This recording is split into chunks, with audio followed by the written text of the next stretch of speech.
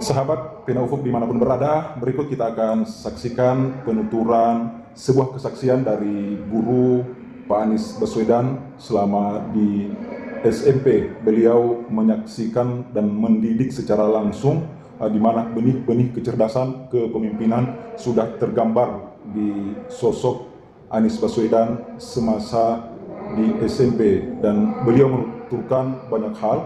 Mari kita saksikan berikut ini. Itu dikarenakan saya juga aktif di Tapak Suci, pada semacam mendapatkan gelar Raden Santoso, karena saya anak yang paling kecil dan waktu itu menampilkan kekuatan gitulah, sehingga sering di dalam keseharian ada yang menyebut dengan Sujono Ragil Santoso. Saya kelahiran asli dari Yogyakarta, 30 Juli 1946, jadi 77 tahun yang lalu saya lahir.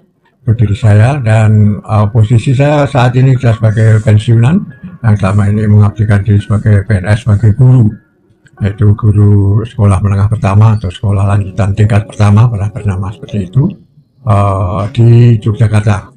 Baik itu dimulai dari pengabdian di sekolah atau SMP swasta, kemudian di SMP negeri, kemudian masuk di masa pensiun pada 2006 yang lalu. Tentu saja di dalam kaitannya dengan pertemuan ini saya sangat berterima kasih masih ada perhatian terhadap saya yang mungkin nanti terkait dengan Anies Rashid Baswedan. Waktu di SMP Negeri 5 maksud saya, itu sejak tahun 1978 sampai dengan 1998, jadi kurang lebih 20 tahun mengabdikan diri sebagai PNS di SMP Negeri 5 Yogyakarta sebagai guru BK atau bimbingan konseling. Ada juga yang menyebut BB atau bimbingan penyuluhan. Yang kebetulan pada saat itu adalah sempat mendidik tentang atau siswa yang bernama Anies Rashid Baswedan, yang biasa di kehidupan sehari-hari di sekolah sering saya menyebutnya dengan Mas Anies saja gitu. Jadi kemungkinan nanti saya banyak menyebut dengan nama singkatnya Mas Anies ya. Sebagai guru BK tentu saja saya tidak memegang kelas atau mata pelajaran, namun sebagai guru BK harus mengetahui juga baik itu prestasi akademik dari siswa, tapi juga bagaimana karakter-karakter mereka sebagai siswa itu selalu mendapat pantauan dari guru BK. Nah, sehingga saya mengenal Mas Anies ini, kemungkinan saya bisa menyebutkan lebih dekat daripada guru-guru kelasnya gitu. Sehingga saya juga tahu tentang Mas Anies, tentang prestasi akademik. Saya bisa menyampaikan bahwa prestasi akademik waktu di SMP Negeri 5 itu posisinya tidak pada top ranking ya, tetapi ada di atas rata-rata, ya, di atas rata-rata kelas untuk prestasi akademiknya.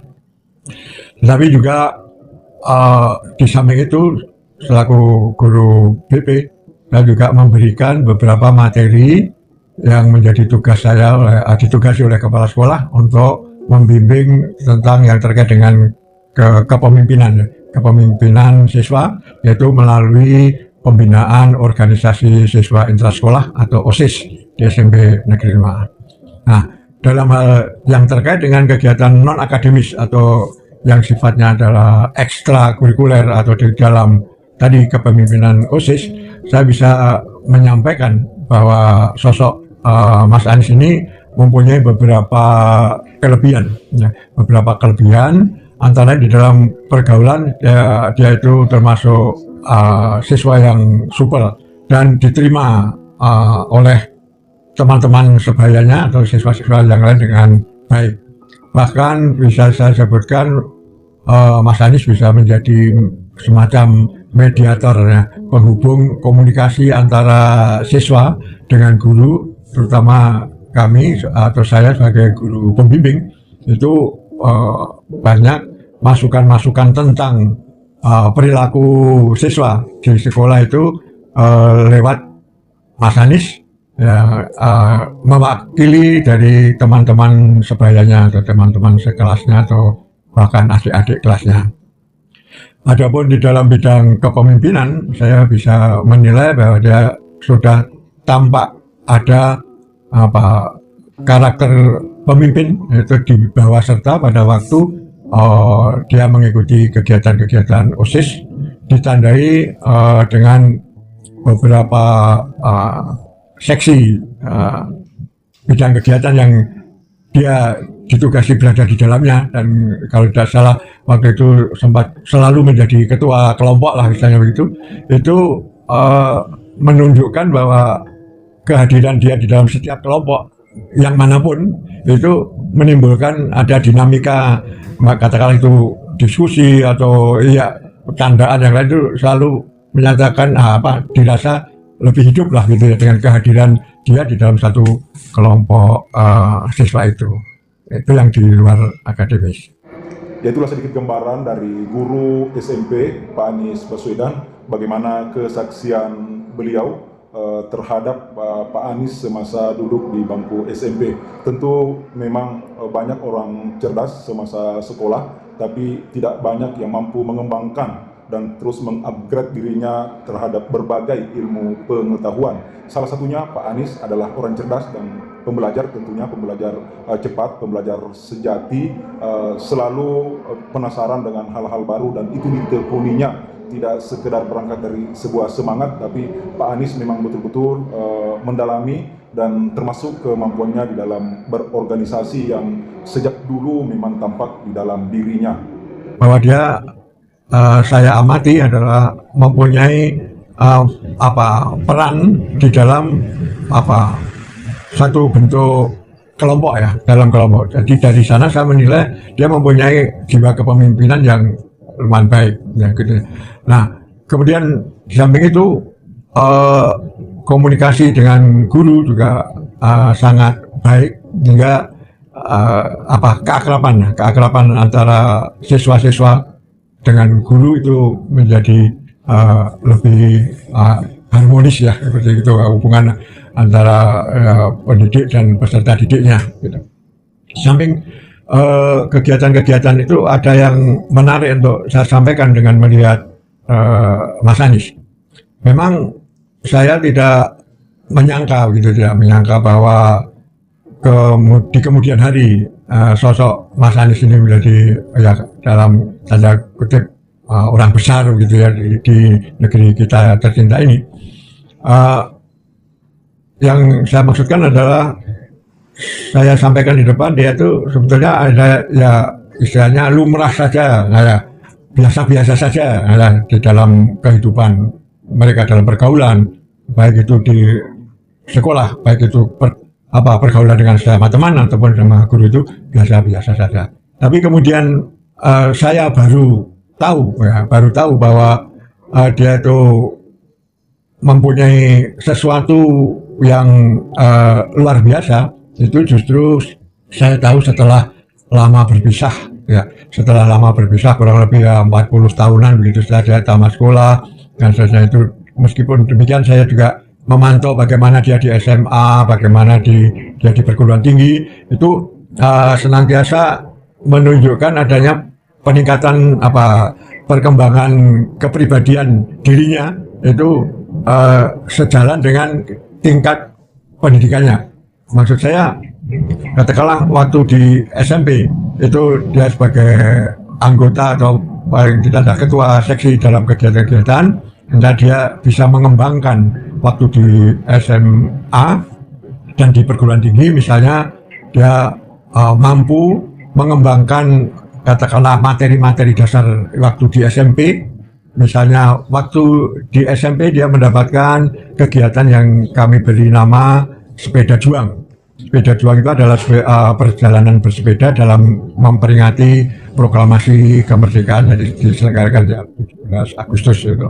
Dia senantiasa aktif terlibat di dalamnya, dan konon kabarnya menurut Mas Anies, waktu dia sempat mencetuskan adanya kegiatan di layar kaca TVRI di Yogyakarta itu dengan nama Tanah Merdeka.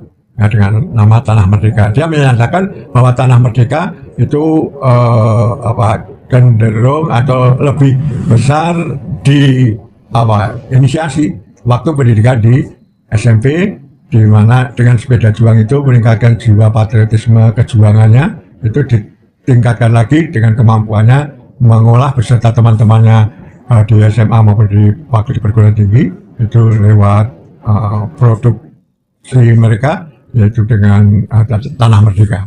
Bagaimana jiwa kepemimpinan Pak Anies sudah tumbuh sejak dulu dan itu dilakukannya saat sekolah di bangku SMP. Kesaksian guru Pak Anies ini adalah sebuah penegasan apa yang kita saksikan dari hari ini bahwa kemampuan, kecerdasan, kapasitas Pak Anies tidak lahir serta-merta, tapi ditempa dengan waktu, dengan berbagai tantangan dan rintangan yang begitu panjang pada diri Pak Anies. Terus terang tidak, seperti saya katakan, dia biasa-biasa saja. Tapi setelah itu tadi peristiwa berikutnya itu baru kalau begitu apa yang saya berikan waktu di SMP itu tertangkap dengan baik dan terekam dengan baik oleh Mas Anies dan dia mampu mengembangkan gitu. Jadi maka saya termasuk ya istilahnya terkejut dengan pernyataan dia. Jadi pernyataan dia bahwa apa yang dia lakukan itu dulu dari Pak Jono gitu katakanlah waktu di SMP mendapatkan materi ini sehingga saya kembangkan. Juga termasuk tentang kepemimpinan itu dia menyampaikan bahwa apa-apa yang dilakukan di tingkat-tingkat berikutnya baik itu di SMA maupun waktu di perguruan tinggi tentang kepemimpinan itu juga berasal dari waktu di SMP gitu. Dia mengatakan begitu. Dari mana? Dari Pak Jono waktu memberikan penataran kepemimpinan pada kami pengurus OSIS. Pak Jono kan menerangkan tentang prinsip-prinsip kepemimpinan. Nah, itulah yang kemudian juga saya kembangkan sesuai dengan kemampuan saya di tingkat-tingkat selanjutnya. Hanya saya katakan anak yang luar biasa, anak yang berkemampuan untuk meningkatkan kualitas dirinya dan saya sangat meyakini dia akan bermanfaat bagi pernah saya sampaikan pada Mas Anies pada saat akan ada pemilihan gubernur DKI waktu itu, yaitu di dalam kepemimpinan nanti itu untuk menyatakan diri tetap berikrar, yaitu ikrar dengan iman dan akhlak saya menjadi kuat, tanpa iman dan akhlak saya menjadi lemah. Itu sebenarnya ikrar bagi anggota Tapak Suci Islam Muhammadiyah yang dia pernah juga belajar sedikit tentang dasar-dasar Tapak Sucian itu. Kemudian itu hendaknya menjadi bekal nanti di dalam memimpin dan mengabdikan daripada masyarakat. Itu. Ya, kembali kita menyaksikan sebuah kesaksian yang datang dari orang yang mendidik secara langsung Pak Anies terkait dengan sosok Anies Baswedan sejak di bangku SMP.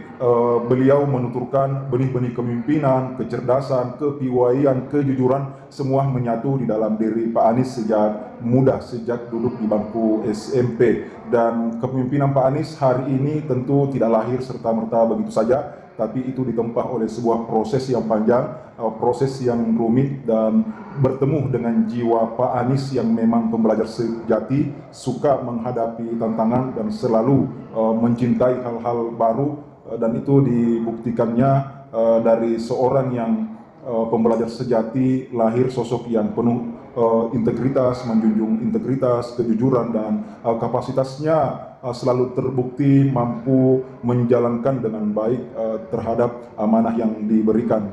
Kenapa kemudian ini saya tayangkan kembali? Karena hari ini pasca Pilpres nama Pak Anies kembali dimunculkan, menjadi didiskusikan di berbagai media terkait dengan Pilgub DKI Jakarta yang akan berlangsung di tahun ini. Tentu Pak Anies sebagai sosok yang pernah menjabat sebagai gubernur banyak yang meminta kembali, khususnya rakyat Jakarta secara mayoritas menghendaki agar Pak Anies kembali maju mencalonkan gubernur. Itu karena pembuktian Pak Anies selama gubernur sudah dirasakan oleh masyarakat Jakarta. Nama Pak Anies memang tidak pernah lepas hari-hari ini, hari-hari belakangan untuk didiskusikan oleh berbagai para pengamat politik dan di berbagai media, karena memang paling potensial, bukan sebatas potensi menang kembali, tapi memang paling potensial itu dilihat dari permintaan rakyat Jakarta, harapan rakyat Jakarta. Tapi itu semua kembali kepada partai politik, karena Pak Anies bukanlah sosok yang punya posisi di struktur partai politik, sehingga membutuhkan komunikasi dari berbagai pihak, termasuk di antara lintas parpol. Apakah kedepannya akan kembali membangun koalisi khusus untuk mencalonkan Pak Anies? Tapi isu hari ini Nasdem dan juga Partai Keadilan Sejahtera memang sudah melirik untuk mencalonkan kembali Pak Anies, dan itulah sosok Pak Anies yang terkenal dengan integritasnya. Jabatannya tidak bisa digadaikan dengan rupiah, jabatannya tidak bisa digadaikan dengan keuntungan pribadi, tapi betul-betul Pak Anies menjalankan sebuah organisasi pemerintahan yang dinahkodainya untuk kepentingan rakyat yang dipimpinnya, dan itu terbukti beberapa hari belakangan Pak Anies diundang oleh rakyat Jakarta untuk menghadiri halal bihalal, silaturahmi, dan tampak begitu merindukan, begitu meminta kembali Pak Anies agar maju kembali menjadi calon gubernur DKI Jakarta.